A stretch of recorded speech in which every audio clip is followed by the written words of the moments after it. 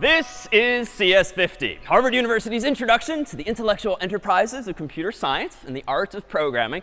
My name is David Malin, and if you are among those in the room who are thinking, why am I in a class of computer science, realize that I, too, felt that exact same way. In fact, my freshman year, I didn't quite get up the nerve to take this class or computer science more generally, and that was largely because I was intimidated by it. I was a little nervous. It felt well out of my comfort zone, and I really didn't know at the end of the day what it actually was. But realize if you too are feeling a little bit of that, or even if you're among those more comfortable who have dabbled in computer science or programming, realize that there's so many blanks that we can fill in along the way, so that ultimately at the end of the semester, everyone will feel themselves on the same page. And until then, rest assured that 68% of the people sitting to your left and to your right and behind and in front have never taken a CS course before, which may very well be the demographic into which you fit. But realize, too, that with such an amazing support structure, with so many office hours and sections and materials and beyond, realize that what's ultimately important in this course is not so much where you end up relative to your classmates in week 10, our final week, but where you end up relative to yourself in week 0. And indeed, that is where we now are. And as it turns out, computer scientists start counting at 0. And so over the next 11 weeks, will we take you from being among those less comfortable, or perhaps somewhere in between less comfortable and more, to feeling much more comfortable and confident and capable than that. But to get there, we need to understand what computer science really is. And this was something I didn't understand until I set foot in a room like this. And I dare say we can distill computer science into just this picture. Computer science is about problem solving. And I know that high school courses typically do kind of paint a misleading picture that it's only about, and it's entirely about programming and people with their heads down in the computer lab working fairly antisocially on code. But the reality is it's all about solving problems, and very often solving problems collaboratively, either in person or by leveraging code, programs that others have written in the past. And what does it mean to solve a problem? Well, you need inputs. So there's a problem you're trying to solve. That is the input. And you want output. You want the solution to that problem. And the sort of secret sauce of computer science is going to be everything in this proverbial black box in the middle, that over the next several weeks, will you begin to understand exactly what you can do with that. But in order to start solving problems, we kind of just need to decide as a group like how we're going to represent these problems. And what might a problem be? Well, in this room, there's a whole bunch of people. If we wanted to take attendance or count the number of people in this room, I might need to start keeping track of how many people I see. But how do I represent the number of people I see? Well, I can do it sort of old school, and I can just take out a piece of chalk or whatnot and say, all right, I see 1, 2, 3, 4, 5. I can do little stylistic conventions like that to save space or remind myself 6, 7, 8, 9, 10, and so forth. Or I can, of course, just do that on my own hand. So 1, 2, 3, 4, 5, and so forth. But obviously, how high can I count on just one hand? So 5, you would think, but that's just because we haven't really thought hard enough about this problem. It turns out that with just these 5 fingers, let alone these 5 more, I can actually count rather higher. Because after all, the system I'm using of hash marks on the board, or just now with my fingers, is just kind of keeping my fingers down or putting them up to represent ones, really. But what if I actually took into account the order of my fingers and sort of permuted them, so to speak, so that it's really patterns of fingers that represent the number of people in the room, and not just the mere presence of a finger going up or down? In other words, this can remain 0. This could still be 1. But what if 2 is not just this, the obvious, but what if it's just this? So raising just 1, my second finger. What if then 3 is this? So we have 0, 1, 2, 3. That's going to lead us to 4, somewhat offensively. But if we then jump ahead to 5, I might now permute this finger and this finger up. And if I want to now represent 6, I could do this. And now 7. In other words, I've expressed so many more patterns on my hand already. And if we keep doing this, I think I can actually represent, painfully perhaps, like 32 different patterns, and therefore 32 different people on my hands alone, or 31 people if I start counting at 0. So, but what is that? What's the relationship, and how did we even get here? Well, it turns out that computers are kind of simplistic, much like our hands here. At the end of the day, your computer is plugged into the wall, or it's got a battery, so it's either has or it does not have electricity. At the end of the day, that is the physical resource that drives these things in our phones and all of technology today. So if there's either electricity or not, that kind of maps nicely to no finger or yes finger. And indeed, computers, as you probably know, only speak what language, what alphabet, so to speak? Yeah, binary. Bi meaning 2. And indeed, that refers to the fact that in binary, in computers, you only have 2 digits, 0 and 1. We humans, of course, have 0, 1, 2, 3, 4, 5, 6, 7, 8, 9. And then we can combine those to count even higher. But computers only have 0, 1, and then that's it. Because at the end of the day, there's actually a direct mapping between power being off and it being a 0, or power being on and it being 1, or some electrons or whatever flowing from your battery or from the wall. So this is why computers tend to speak only binary, because at the end of the day, it just maps really cleanly to what it is that's powering them in the first place.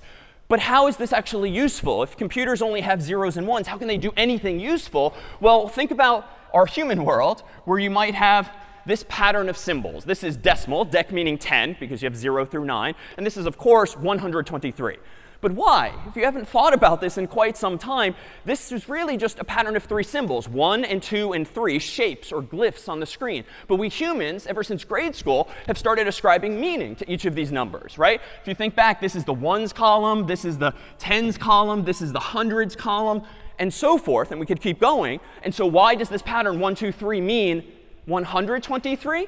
Well, it's because all of us sort of intuitively nowadays are just quickly in our head doing 100 times 1 plus 10 times 2 plus 1 times 3, which of course gives us 100 plus 20 plus 3, and then the number we know mathematically as 123. But we're all doing this so quickly, you don't really think about this anymore. Well, computers work fundamentally the same way. They don't have as many digits, 0 through 9, as we do. They only have zeros and ones. And so if they were to store values, you're only going to see zeros and ones on the screen. But those zeros and ones just mean different things. Instead of having a ones place, tens, a hundreds, they're going to have a ones place, a twos place, a fours place, and then 8s and 16 and beyond. Now, why? Well, 1 and 10 and 100, turns out those are powers of 10. 10 to the 0 is technically 1. 10 to the 1 is just 10. 10 to the 2 is 100. And that's why you have ones, tens, hundreds, thousands, and so forth. Computers are apparently using powers of 2. Not surprising, binary 2. So if you only have ones, twos, and fours as your placeholders, if a computer were storing these digits, 0, 0, 0, that computer is presumably storing what number so far as we humans understand it?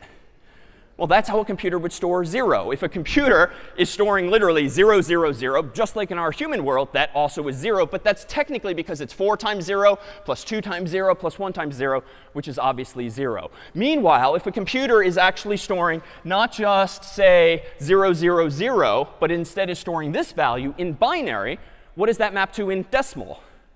So that's 1. And now why, if we change this 0 and 1 to this value here, is this 2? Well, mathematically for the exact same reasons. And so earlier I had 5 fingers, but if you consider just my first 3, when I did this, holding up one finger, I was representing 2. And if I want to represent 3, recall that I put up this second finger. And so the reason that could nicely represent 3 is because all I was doing with my human hand was counting in binary. And I could keep counting more and more and more. And so if I have 5 fingers, or 5 bits, bit meaning binary digit, I could count up, it turns out if we do the math, as high as 31 by starting to 0. It's going to be hard to physically do that, but we could. So why is this useful? Well, at the end of the day, a computer, therefore, can represent any number of values, from 0 to 1 to 2 to 3 to some number much, much, much higher than that. All it needs is enough bits, enough zeros and ones. Well, what are those bits? Well, all of us have these days in our phones sources of light, for instance. So I could actually say that this physical device right now, might be a little hard to tell, it does have a flashlight, and it's technically off at the moment. But if I turn this flashlight on, thereby using some of the electricity, then now I'm storing a 1. And so the phone is on. Now it's off. Now it's on. And if I see, can I borrow someone's phone real quick? May I? OK. And the flashlight, how do I turn on the flashlight?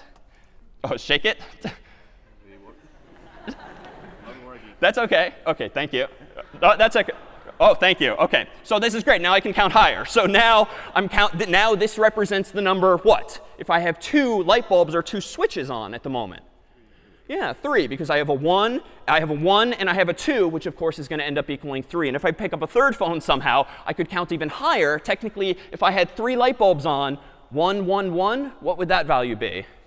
7, because it's a 4 plus a 2 plus a 1, and so forth. Thank you so much for the spontaneity. So why does this not lead to limitations for us? I can count in decimal as high as I want. I can now count in binary as high as I want so long as I have enough bits. But how do I actually represent other information? Well, if I want to represent something like a letter, how do I get there? If computers only have electricity in them, and they use binary to count, and yet somehow they're much more useful than just doing math. They can have text messages and emails and websites and videos and more. How do we get from zeros and ones to letters? Well, yeah. Sorry, a little louder? Yeah, we just need to kind of relate the numbers to letters. In other words, all the people in this room just need to decide at some point that, you know what, if we want to represent something like the capital letter A, we just need to decide on a pattern of bits, a pattern of fingers that's going to represent A. And it turns out humans years ago just unilaterally decided 65 shall be the decimal number that represents capital letter A. And you might guess capital B is represented by what decimal number?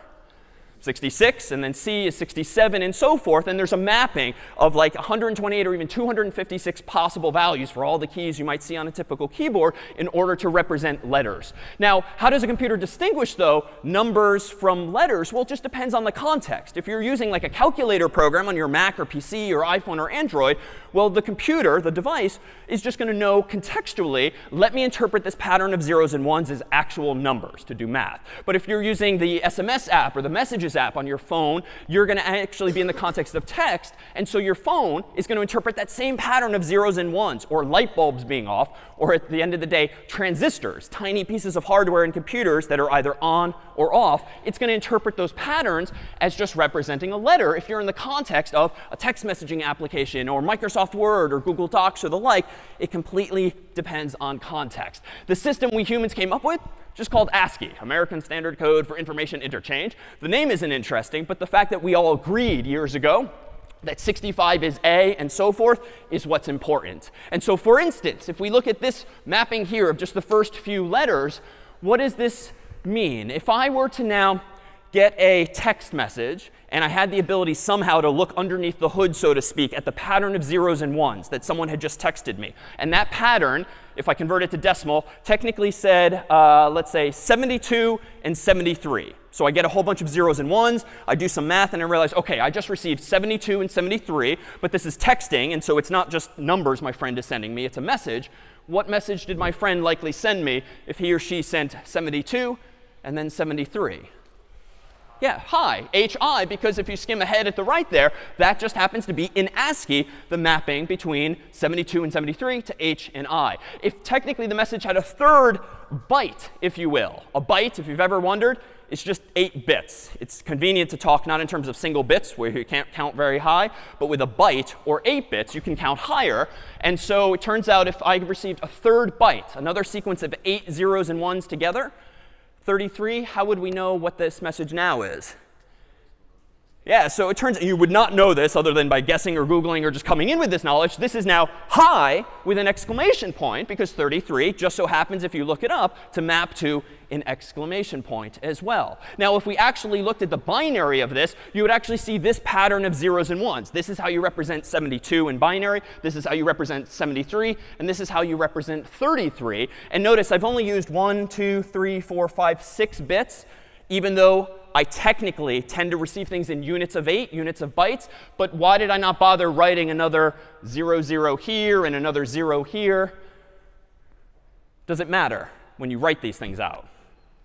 No, not really. Like in English, in our human world, if you were to write 1, 2, 3, that's 123. If you were to write 0, 1, 2, 3, that's still 123. So even though we tend to get them in clusters of 8, we don't necessarily need to write those when just talking about them. So what have we done? Well, let me introduce a fancier word now known as abstraction. Abstraction is just a term generally used in computer science, and we'll soon see in programming, for taking some low-level, like literally low-level implementation details, like minutia even, and understanding them at some point, but then deciding this is not a useful level conceptually to think about problems. I really don't want to solve problems in this world thinking in zeros and ones. I'd much rather think about things minimally in decimal, or better yet, in the context of letters if I'm actually receiving text, or even some other representation. So abstraction is about taking fairly low-level details and just simplifying them so that we can have a more useful conversation and never again worry about where where the electricity is coming from, we can just stipulate my computer can represent zeros and ones, therefore it can represent numbers, therefore it can also represent ASCII or letters, and we can kind of move on and start solving more interesting problems. But it would seem that we can't solve all problems because on my keyboard here, this American keyboard here, there's a whole bunch of symbols, like 100 or 2 maybe in total, if we actually hit Shift and Option and all of that. But what you don't see are some pretty common characters, especially in a very international audience. What can I apparently not even type on this keyboard? What kinds of symbols? Yeah? Anything with an accent, if you have accents over vowels or other letters. What else? I'm sorry? Umlauts or other characters above letters? Yeah. Pound, like pound symbol? Oh, like the UK pound symbol? Sure, in other countries too. Any number of Asian languages. There's so many symbols that are not depicted on this keyboard. And yet somehow, all of us with international keyboards or phones can surely express themselves. But that's because phones and computers these days don't just use ASCII. ASCII literally used just 8 bits total. Technically 7, but then ultimately really 8.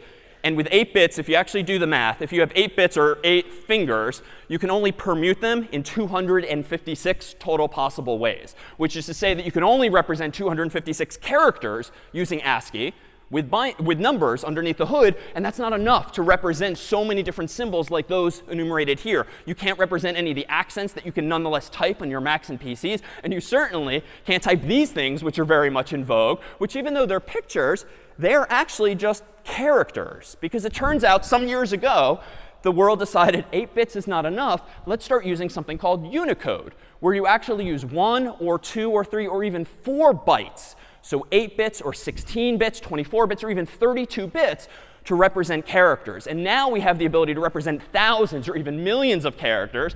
And frankly, dare say, the result of that huge amount of availability is partly why there are so many of these things these days. And they just keep making more because there's just so many different numbers available to us. So Unicode is often a specific version of it called UTF-8, which we'll see before long. But let me ask this question here. This is a crying face with joy, I think this is called. So it turns out, according to Apple or iOS, this is the most popular emoji that at least iPhone people are sending to each other. So when you're receiving this, though, if we can really take the fun out of this, what pattern of bits are you actually receiving from your friend? He or she is clearly trying to express some emotion. But really, what your friend is sending you the decimal number 128,514. Or really, if you looked at the zeros and ones coming to you over the internet or airwaves, you're getting this pattern of zeros and ones, which is hardly joyful or hardly descriptive. But all your phone or computer are doing is seeing this pattern of bits, looking it up in like a little cheat sheet and saying, oh, whenever I see this pattern of bits in the context of text, like texting, I should actually display it as that picture. Now, that picture has a lot of yellow and other colors in it. But how do we even get there? Well, it turns out that this same pattern of numbers, 72, 73, 33, which just to be sure, a moment ago meant what? Hi. In the context of a textual program like Microsoft Word, Google Docs, texting, this means hi. But what if you saw this same pattern of bytes? And again, we could draw the zeros and ones, but it's not interesting anymore. So we're going to abstract away at the decimal level. If you got this same pattern of zeros and ones or numbers in the context of like Photoshop or a browser or some kind of photo program, well, it might make more sense to interpret it not as text, but as imagery, some kind of colors. Well, it turns out there's this other system in the world. You might have seen this acronym before called RGB, red, green, blue. And this is just a way of humans having standardized years ago that, you know what, if we want to represent a dot on someone's screen, otherwise known as a pixel, tiny little square on the screen of your phone, your laptop, or even TV these days, we're going to use 3 bytes. 1 byte to specify how much red should be in that specific pixel. 1 more byte to specify how much green should be combined with red to form that pixel. And then 1 more byte, a third, to represent how much blue to combine with those other 2 colors to make a new color altogether. So it's kind of like combining paint, except in this case, it's more really waves of light in order to get a specific color using just red, green, and blue as your palette. And so if we were to see this red, green, blue pattern and say, you know what, give me 72 red, 73 of green, and 33 of blue, if the total possible range, as I alluded to earlier, is like 0 to 256, or technically 0 to 255 if you start counting in computer science like from 0. This is like a medium amount of red, medium amount of green, and just a little bit of blue if the range goes from 0 to 255. So if you combine these three things together, anyone know what color you get? Yeah, so it's kind of a light yellow that looks like this. So if a computer is storing a single dot on the screen that happens to be in yellow, what the computer is actually storing is not this dot physically, but a pattern of 3 bytes. How much red, how much green, how much blue should the computer display at this particular point? So if we look at this crying face of joy, and we kind of enhance or zoom in on it here, you can actually see it start to pixelate, so to speak, where you start to see the dots. If I punch in a little more, now you can really start to see the dots on the screen. And if I go in even farther, you can actually see the tiny little squares that compose this image, most of which at this zoom level are yellow, but a bunch of which are black, a bunch of which are like light black or dark yellow. And that's what composes this image ultimately. So this is to say, if you count up all of the pixels on the screen and then multiply it by 1, 2, 3 bytes, that's how many bytes or kilobytes or megabytes, if you've heard those terms, are going to be stored on your computer just to represent that image.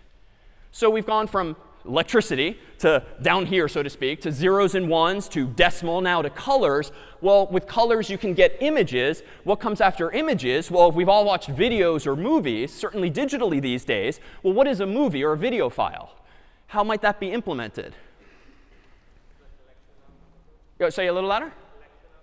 Yeah, it's a collection of images. If you've ever heard of frames per second, like movies tend to be 24 frames per second or 30 frames per second, that just means that a typical movie, every second is showing you 24 or 30 images per second, and they're just flying by so quickly that you actually don't notice you're just watching a sequence of static images. It's like as a kid, if you ever had one of those paper flip books where there's tons of drawings in them, and as you flip through the pages, you see things moving, but that's just because your eyes are just seeing little snapshots ever so quickly of something moving on the paper. That's all a video file actually is. So if you have an iPhone and you've ever played with these animojis, so to speak, well, all those are little video files composed of lots and lots and lots of images that you have saved on your phone or texted to someone else. And if we just think now, OK, now we're at the point of video, but that's OK. Videos are just bunches of images. Images are just bunches of colors. Colors are just patterns of bits. And bits, at the end of the day, are just the result of electricity coming into my machine or transistors turning switches on and off. Like, we've all of a sudden told like this entire story, but none of us ever is going to need to really think about binary in the context of videos, because a video is just an abstraction on top of bunches of images. And images are just an abstraction atop bunches of pixels, and so forth. So we can keep painting this hierarchy that just allows us to talk about things at a more useful level. And the reason we had this conversation is just because we needed a way to represent inputs and outputs to problems. So let me pause there for just a second to see if there's any questions. Anything at all? No?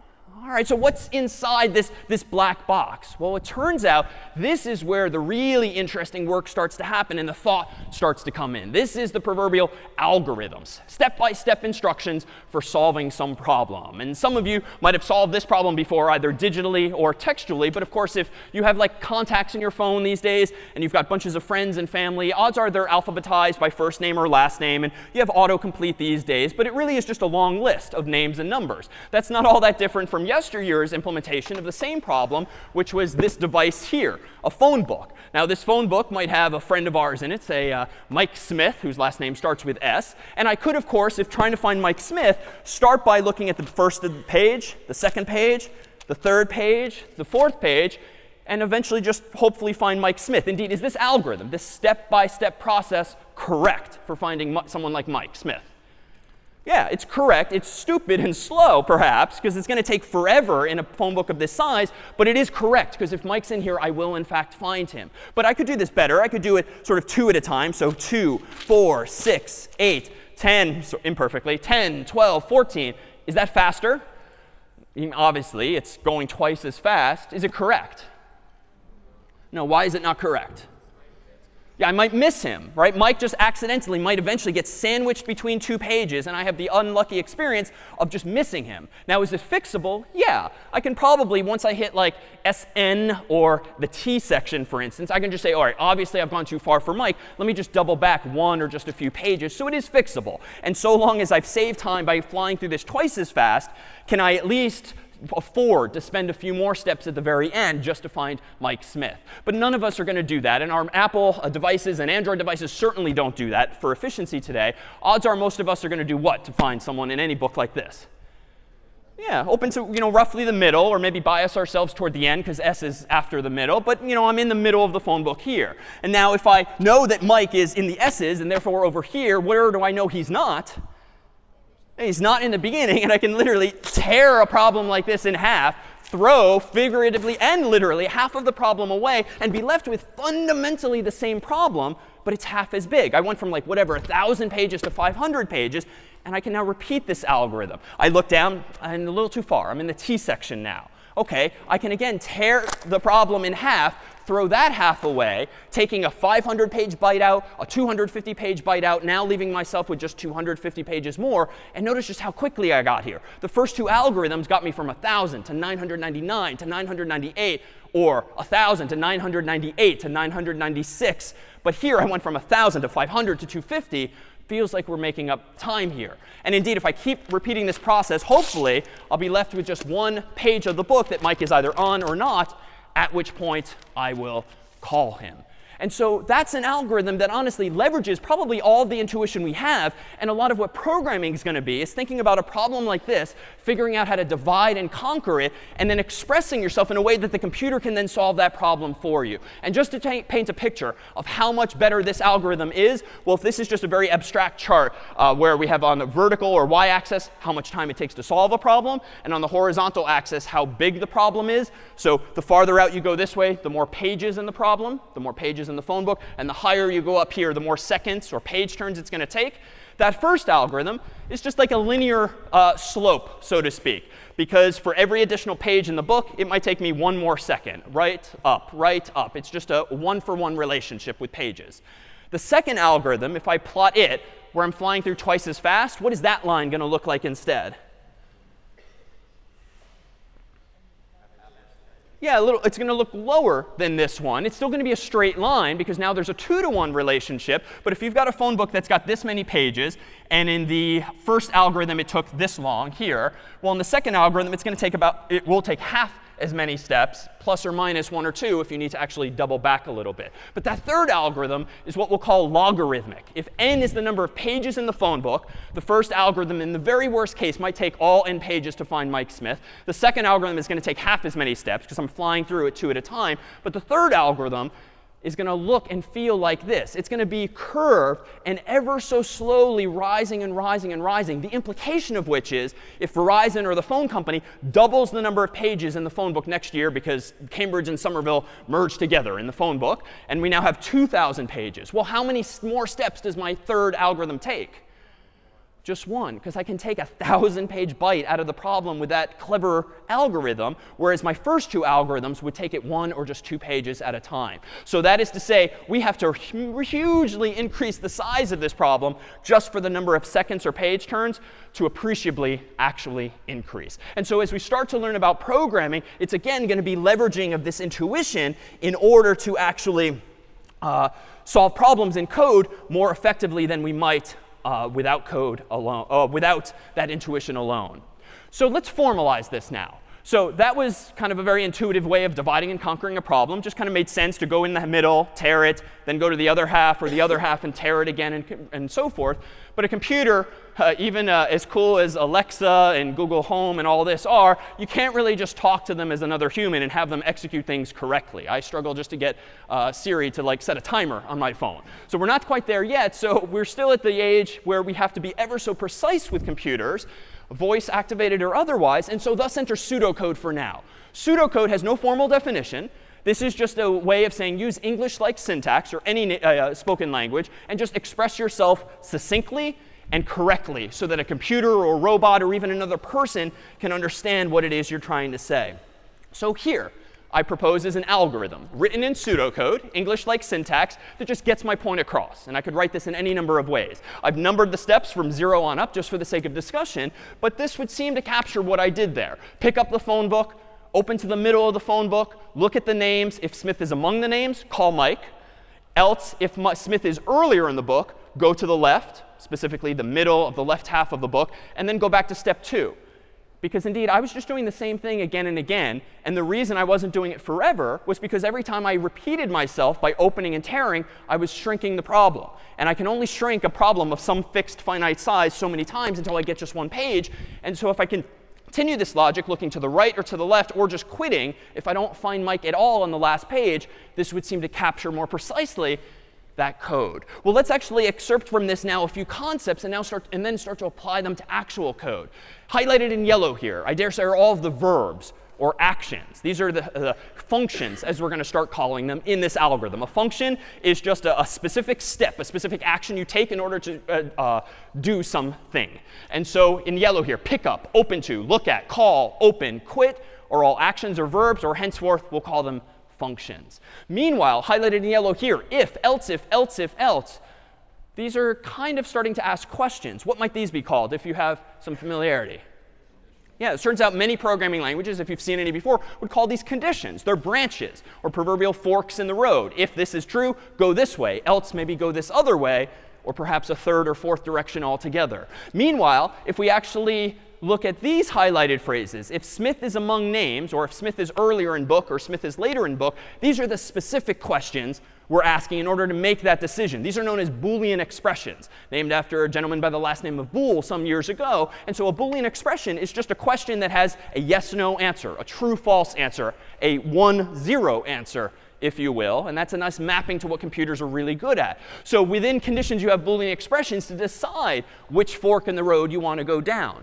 And then lastly, highlighted in yellow here, are go back to step 2 in a couple of places. This is inducing some kind of cycle or loop that's telling the computer to do something again and again and again. So in short, we have these building blocks already conceptually. And it turns out we can now start to translate these to an actual programming language. The first of the languages we'll introduce in CS50 is something called Scratch. Turns out this is not a text-based language like in my English pseudocode there, but it's graphical. And things look like puzzle pieces that you can drag and drop, and they interconnect if it makes logical sense to do so. And in fact, some of you might have played with this back in the day as kids, or even more recently, because it's actually targeted typically at students in like after-school programs who just want to learn more methodical, more algorithmic or computational thinking. And we're going to use it to explore not only these building blocks, but a few others as well. It turns out in the other languages we'll explore in CS50 and beyond are languages like C that we'll actually transition to as quickly as next week to then translate what we do this week in Scratch to next week in C. And in languages like Python and JavaScript and SQL, which we'll also explore,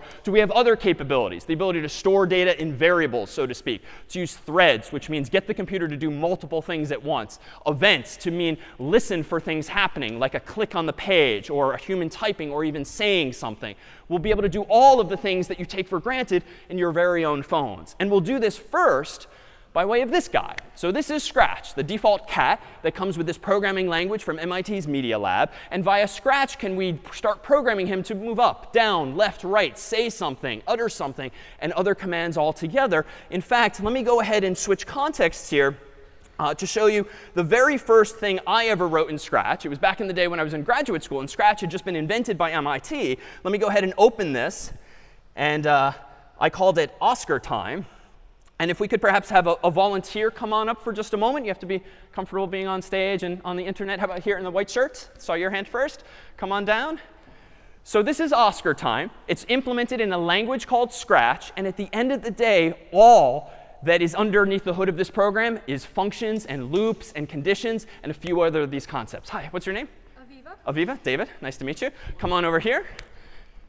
And in just a moment, I'm going to go ahead and click the green flag.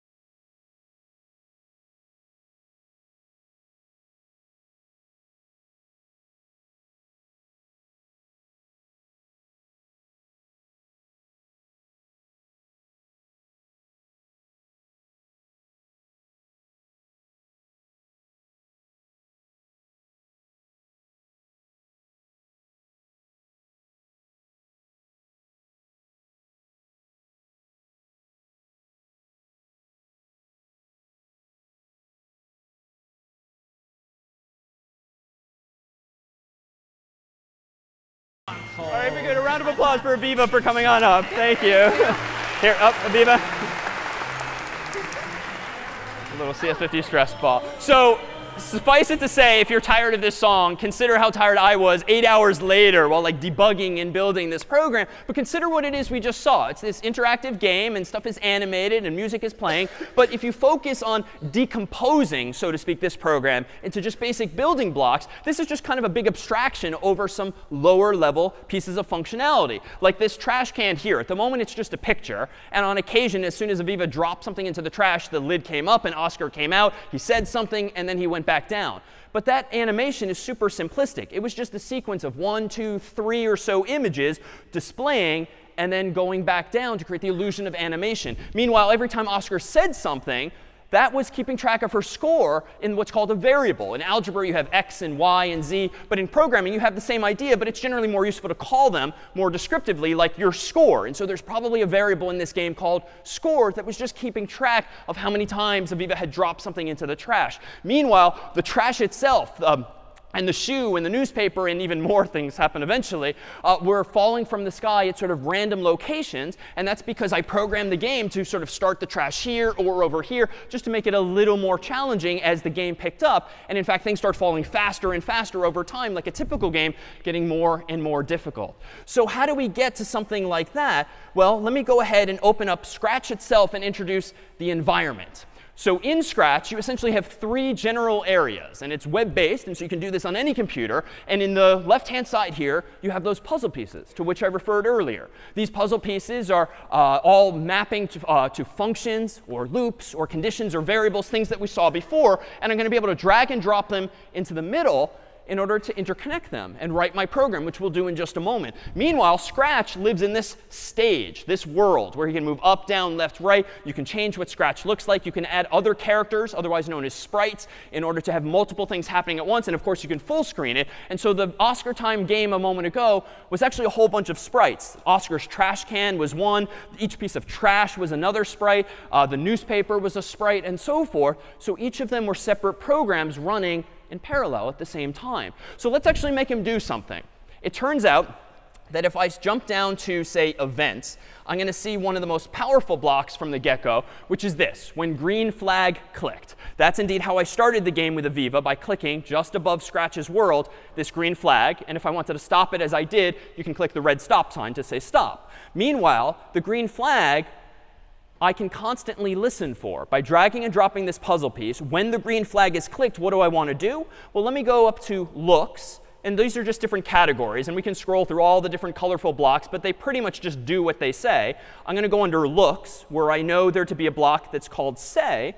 And I'm going to go ahead and type the most canonical computer science thing, hello world, in this box. So notice that functions themselves can actually take inputs. And the input to this function, say, is going to be hello world. If I now go over to the green flag and click it, hello world. All right, so not all that difficult, not all that interesting, but it actually got the job done. And so my program is indeed just this. Well, how might I make this a little more interesting? Just saying hello world all the time isn't all that compelling. Well, you know what? Let me think. Let me undo this. Let me scroll down to sensing, and notice this. Functions can also take input from the human. And functions can hand you back a value, a so-called return value. So this block here, ask something, by default it says what's your name and wait, is another function built into Scratch that allows me to do this. I'm going to go ahead and drag this here.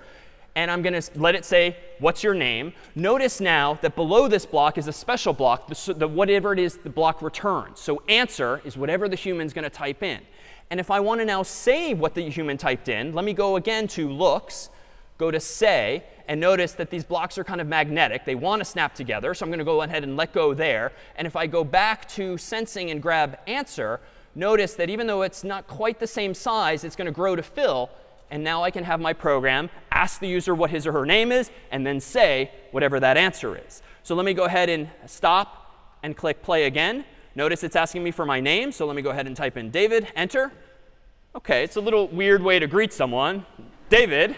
So it'd be nice to clean that up a bit. So you know what? I know this only from having poked around before. Not all of this is obvious at first glance, but it turns out that under operators, the category, there's this thing here, join apple and banana, which are just default values. You can change them. Because what do I want to do? I want to say hello, David, or whoever. So I kind of want to say hello, comma, and then David, whatever the human typed in. And that's what join lets you do. It lets you join or concatenate two phrases that are somehow provided by you or the user. So let me pull this out, the answer. Let me go ahead and grab the join block. Notice it, too, is going to grow to fill. Let me go ahead and say hello, comma, space, and now drag answer into there. And notice this nesting, just like in math, this nesting of functions. I can first join hello and answer by taking those two things as input, and then pass them to say as another input, because these things are layered on top. And so now if I stop this and play it again and say David, hello, David, now we have the makings of a more interesting interactive program that isn't just hard-coded.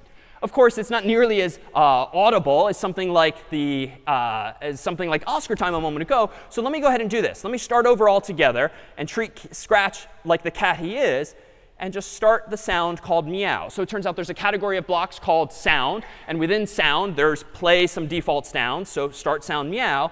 And now things will get a little cuter. Aw. And now if I, again, and I can kind of simulate a cat by standing here for a while and keep clicking this button. But you know what? Let me make him meow a few times, because that's more realistic. So let me grab a second one and a third one, and you get this infinite supply of blocks. Let me hit play. Seems like a bug. Let's try again. Play. This is my first bug or mistake. This looks correct. It says when green flag clicked, start sound meow, start sound meow, start sound meow. Why am I only hearing one meow? Yeah, was it? Yeah, they're kind of at the same time or so close to the same time that the sounds are kind of tripping over each other and just overlapping, right? The block literally says start sound meow. But computers are really fast. If you've heard of the expression like gigahertz, that's a unit of measure. And if your computer has a 1 gigahertz CPU, central processing unit, or brain, that means it can literally do like 1 billion things per second. It can certainly start 3 sounds super fast. And if they're effectively all happening one after the other, before the sound even finishes, you're just hearing one net effect. So how can we fix this? Well, I can actually go and fix this with this block here. Play sound meow until done. Play sound meow until done. Play sound meow until done. And now, OK, it's a little unhappy, this particular cat, but at least it's now more correct. And as it turns out, if I go to control, you know what? There's this block here. Wait some number of seconds. I can go ahead and insert this here. Let me do another one here. And now hit play. Yeah, it's not bad. It's now sounds a little more realistic. But honestly, if I keep doing this, or you can actually right-click or control-click on blocks, duplicate them, and just copy and paste even more if you want them. So if I were to do this, now it's just going to go 6 times. And then I could copy it again and go 12 times. But there's got to be a better way, right? This is now bad programming. This is bad design, because I'm literally copying and pasting, albeit graphically. But we've already seen a building block that with which we can design this program better. It's correct, but it's not well designed. What would the building block be that I need to make this a little cleaner?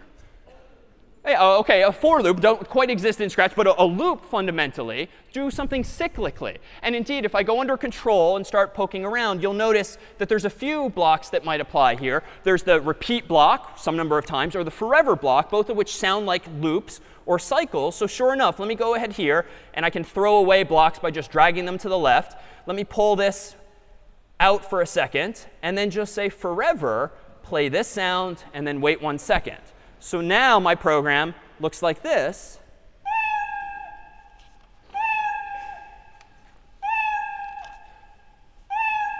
We'll never know if it's technically correct, because it's just going to go, we think, forever. But it looks like this is correct. And it was a lot less code, and it's a lot easier to maintain, because if I want him to kind of get sleepy, I can then maybe say 2 seconds instead. And we can adjust this on the fly as we go. But let's start to combine some of these ideas now and change what it is the ultimate effect is. Let me go ahead and open an example I made in advance. This one's called Count 0. And we'll put this on the website later so that you can play with it if you like. And this is kind of the opposite of counting sheep. Rather than me or this person sleeping counting sheep, this sheep will count itself. So let me go ahead and just play. And adorably, he seems to just be counting 1, 2, 3. But why is that? He's just going to count forever.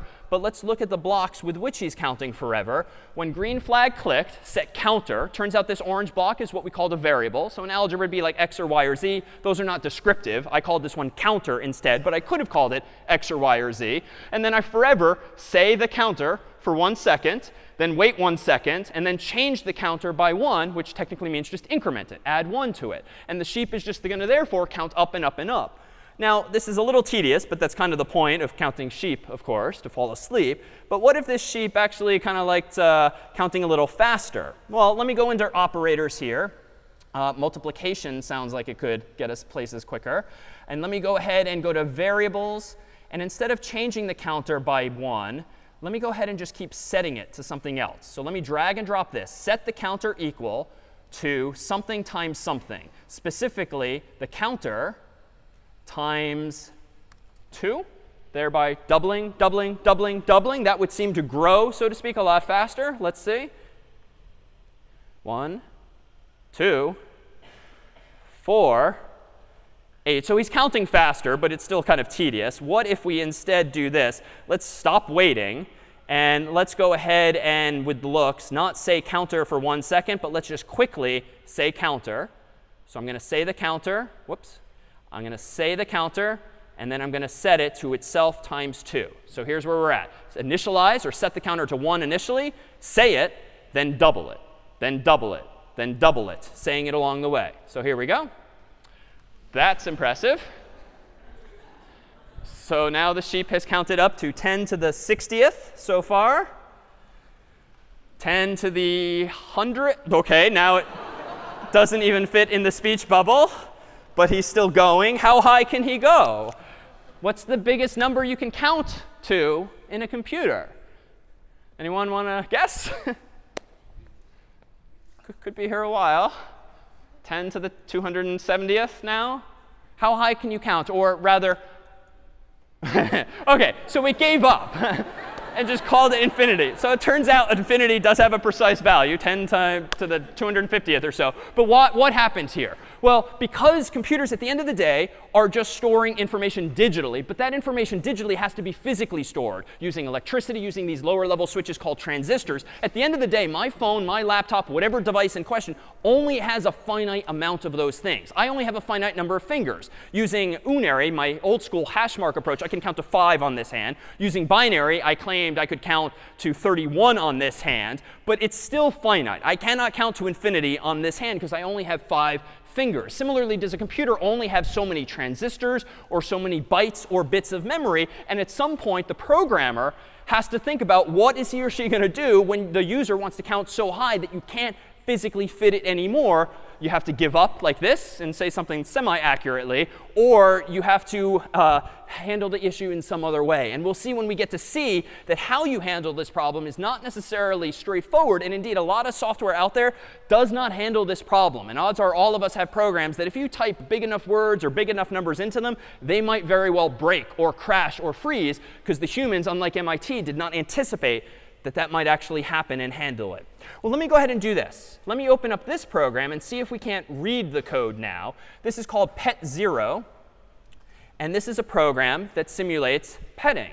So if I click play and don't touch the keyboard, nothing seems to be happening. But if I now move my cursor over to the cat, oh, it's kind of cute. Right now, it's more only meowing on demand when you pet the cat. Why? Well, notice I've added some other building blocks. We haven't used this one before, but it intuitively probably makes pretty clear sense. When the green flag is clicked, forever do the following. If the cat is touching the mouse pointer, this thing in blue is what we called earlier a Boolean expression. It has a yes, no, a true, false, a 1, 0 answer. And touching mouse pointer is one of the options in the little drop down here if you tinker with it. So if the cat is touching the mouse pointer, then and only then play sound meow until done. So we've combined now functions with loops with a condition. But why the loop? The cat's only meowing once when I pet him. Why am I doing anything forever here? Someone, yeah. Yeah, I might want to pet it again, so I want the program to anticipate that. And honestly, if I omitted this forever block and my program instead looked just like this, so let me get rid of that and this, and then I clicked play, and now I hover over him, why is it not working even once? Say again? Yeah, so I mean, at this point, if I can summarize, it's that happened. The computer's so damn fast that this already happened by the time I moved my cursor over to the cat. And at the moment I clicked play, I was not touching the cat. Those blocks executed, so to speak, top to bottom. That's it for the program. So by the time I move the cursor over to the cat, the program is over. It's not listening. And so forever, this way I can actually listen in perpetuity for something to actually happen. What if I want to do something not just if something is true, but handle two cases, if or else? Well, let me go ahead and open up pet1. And this is another example. And could someone perhaps describe, after reading this code, what this program is going to do instead? Yeah.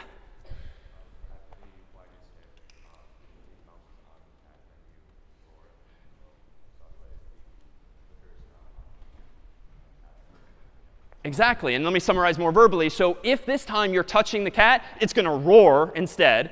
Else, it's just going to meow sweetly. So this time it is meowing perpetually, once every second. But if you touch this particular cat, he doesn't like it. So play meow, meow, and now don't touch the cat. So now we might interact in two different ways by having two different roads that you can go down. Well, let's actually make something a little more interactive. Let me go ahead and open another example, this one called bounce 0, because now we can start to see some design elements from what Oscartime was. Like this now is getting a little interesting. What is actually going on here? So let me zoom in on the blocks here. This block is just saying forever, move 10 steps, which is another block we haven't seen. But 10 steps is like 10 pixels, so move 10 pixels on the screen. But if you're touching the edge, then turn around 180 degrees. And you can see exactly that happening. Scratch is turning around 180 degrees. And this rotation style just means double back. Don't like loop around 180 degrees. So that's kind of cool. But this is not how humans or cats walk. Like, what is obviously unnatural about this? Yeah, I mean, I can't even simulate it, right? Like, his feet are in static position, and yet sliding back and forth on the screen. And yet that is not what walking is. Like, walking presumably has some kind of movement. And what? Well, we could just kind of simulate it like, OK, I could just walking. And you can imagine taking like really quick photographs of my legs or the cat's leg moving, and then just deciding this photo will be representative of one step, this photo will be representative of another. And you know, with just two of those steps, I'd wager we could actually do a pretty good job of simulating what walking looks like. In fact, if I go back to where we began, this picture of Scratch, what if I just move his legs ever so slightly? Then go back, then go forward. And even just in my PDF, I can simulate animation by hitting up arrow, down arrow, because it kind of looks like he's walking now, when really your human eyes are just seeing two different pictures again and again. So how can I do this? Well, if I go back to Scratch, he's still walking. Let me go ahead and open up bounce 1, the second version of this, and now do this. OK.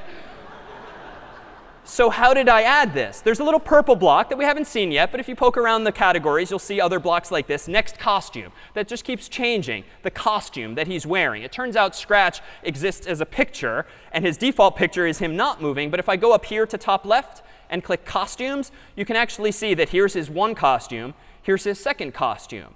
And so that purple block that says next costume, because it's in the forever loop, it just keeps doing next, next, next, next, next, just showing one costume or the other. They're clearly mimicking walking. Now, this is not very natural. Why don't we slow him down to, say, 5 steps at a time and have him go again?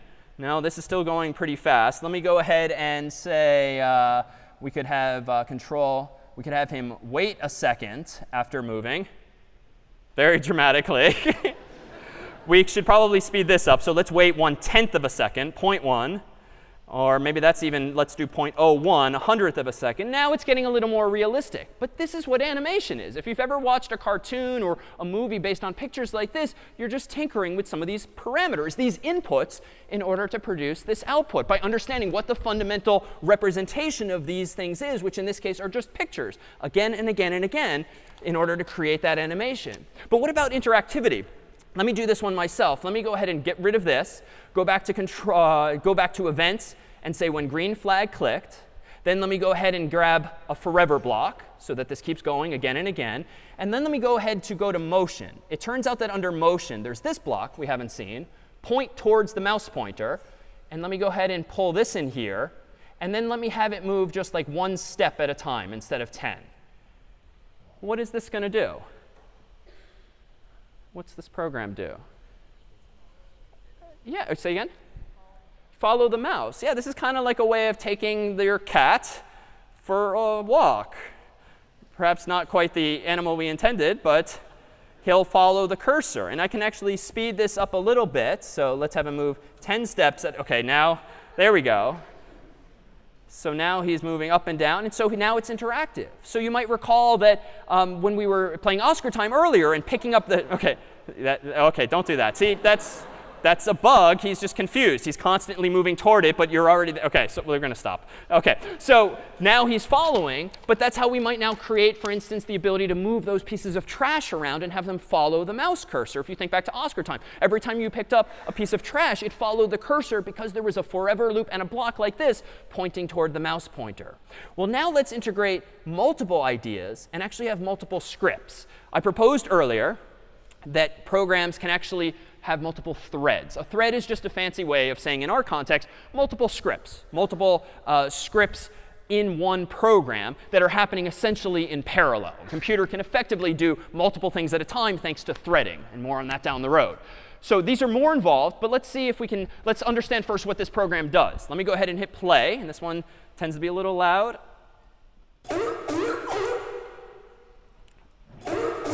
So the sea lion is just barking endlessly, annoyingly. So by reading the code, how can I stop him from barking? Hit the space bar. All right, so hit the space bar. OK. I could just stop the program, obviously, but this program's still running technically. But why did that work? Well, notice this on the left-hand side is the first script. When the green flag is clicked, set this variable that I called muted to false. Could have called it x or y or z or counter, but none of those really make sense, so I called it muted. And I set it equal to false, which is, again, a Boolean value. True or false just mean yes or no. Forever, if the key space is pressed, then do this. If muted is currently false, then change muted to true.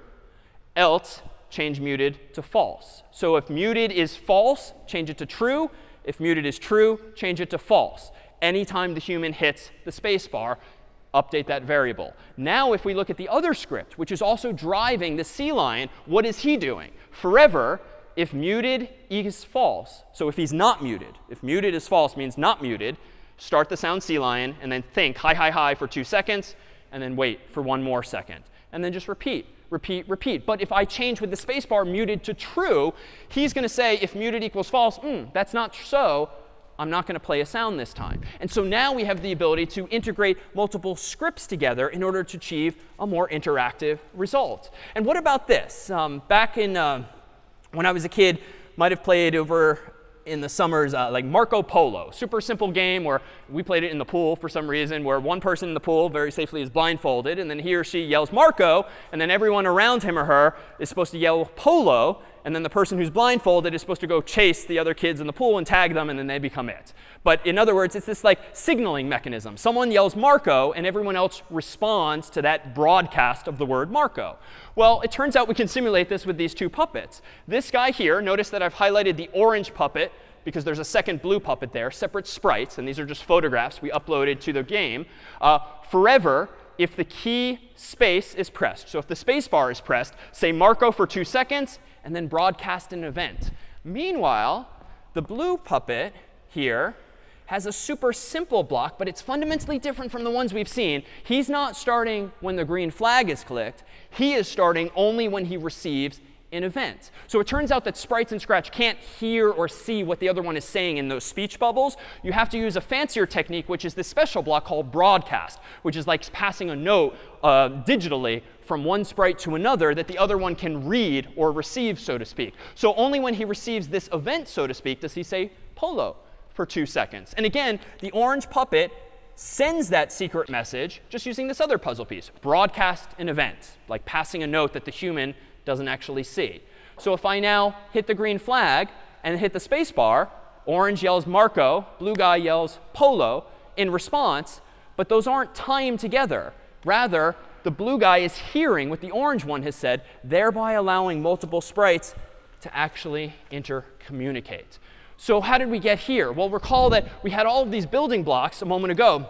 First, we started out with just functions and conditions and Boolean expressions and loops. We've now added to that the ability to store information in variables and threads to do multiple things at once. And then if you do have multiple things happening, events where they can intercommunicate somehow. Yet another building block. So if we now take a step back and consider how we can make functions of our own, we have the final piece of the puzzle, so to speak. Let me go ahead and do this. Let me go ahead and create a simple program with when green flag clicked that simply simulates coughing for a cat. So this cat is going to say not hello, but cough for 1 second. And then he's going to go ahead and wait for 1 second. And then I'm going to go ahead and copy paste as I did before. This is one of those do as I say, not as I do, to implement this program here where he coughs 3 times. We already know, though, from earlier that this is not good design. Why?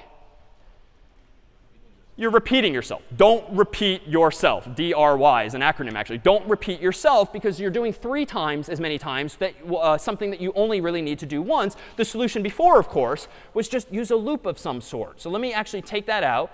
Let me use a repeat block, change 10 to 3, and then just use 2 of these blocks. And notice already, the program's so much more compact. And now, if I want to change the 3 to a 30 or to a 10 or any number, I just change one simple value. I don't have to rewrite or copy paste or delete things. I can update the program much more readily. And now, the same thing is going to happen with just cough, cough, cough. But it turns out that it would be nice to henceforth abstract away from this, right? I just want any program I write to know how to cough. And coughing is really just saying something, perhaps some number of times. But it turns out we can abstract this away in code. Let me go down to my blocks here. And this allows me to click this button, make a block. It allows me to make my own function. I get this dialog window here. And I'm just going to call this block cough. I'm going to go ahead and click OK.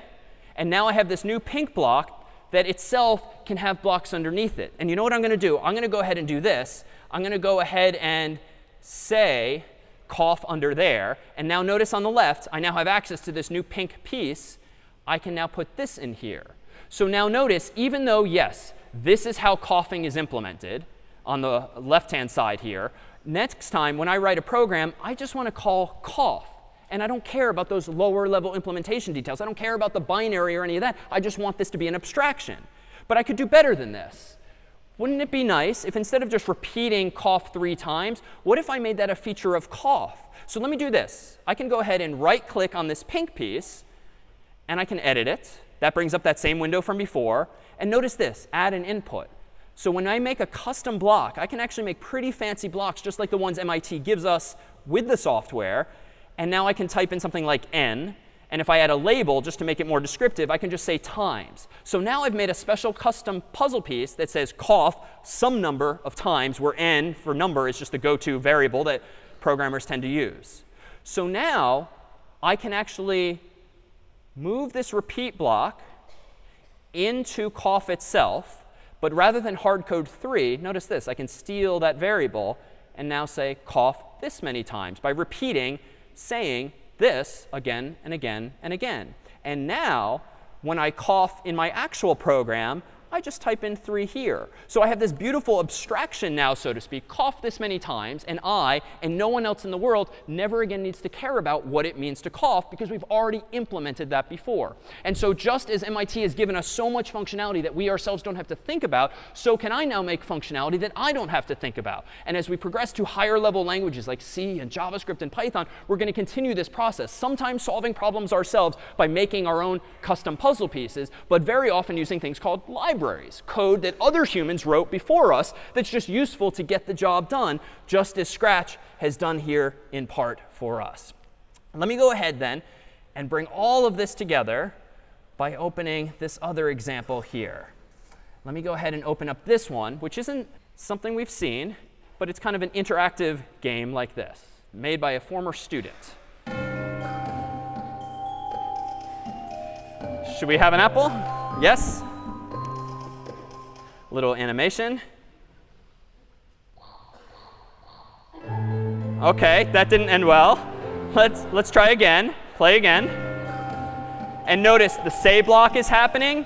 There's some kind of ask block. The student was checking if the human typed in yes or no. Let's type no this time. No apple. Ooh, cupcake. OK, yes. Enter.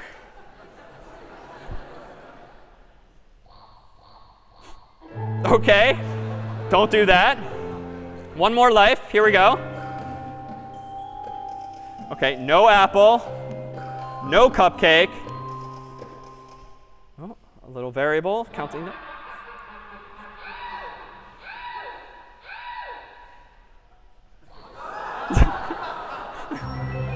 OK, so I won the game. In our final moments here, let me go ahead and open one final example. As you know, CS50 is offered not only at Harvard, but at Yale as well. So it seems fitting to perhaps end on a note that pits one campus perhaps against the other by way of another game that a former student wrote called Ivy's Hardest Game. But for this, I think we need one final volunteer who's coming up. OK, first hand, right there. Come on down. So in Ivy's Hardest Game, it's a game played with the keyboard. And even though it might look a little overwhelming at first glance, just like Oscartime did, and heck, just like the gingerbread animation might, realize that if you decompose it in just your mind's eye, thinking about what those individual building blocks are, you can probably guess what the puzzle pieces are. Hi, what's your name? Hi, I'm Andrea. Andrea, David, nice to meet you. Here is Ivy's Hardest Game. We'll pitch you against all of the Ivies here. And then right after this, we'll be adjourned for cupcakes in the transept. Ready?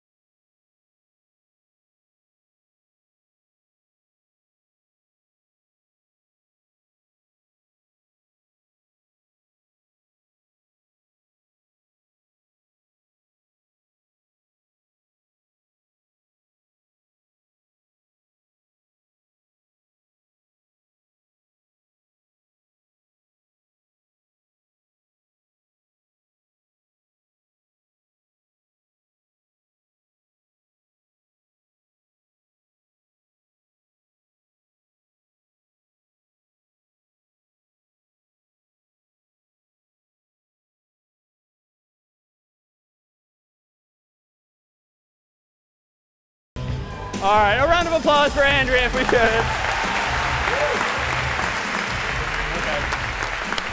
That's it for CS50. See the website for details. We'll see you for cake in the transept. Welcome aboard.